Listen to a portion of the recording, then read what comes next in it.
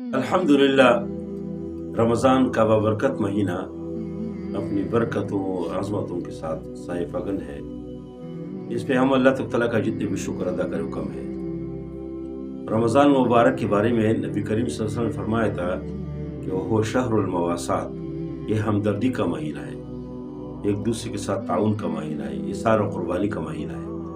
اس کا مطلب یہ ہوا کہ انسان اپنے آپ کو اوروں کو ترجیح دے دے، خود کم کھائے اوروں کو کھلائے، یا کم از کم خود جو کچھ کھاتے ہیں اوروں کو بھی کھلائے، خود جو کچھ پیتے ہیں اوروں کو پلائے۔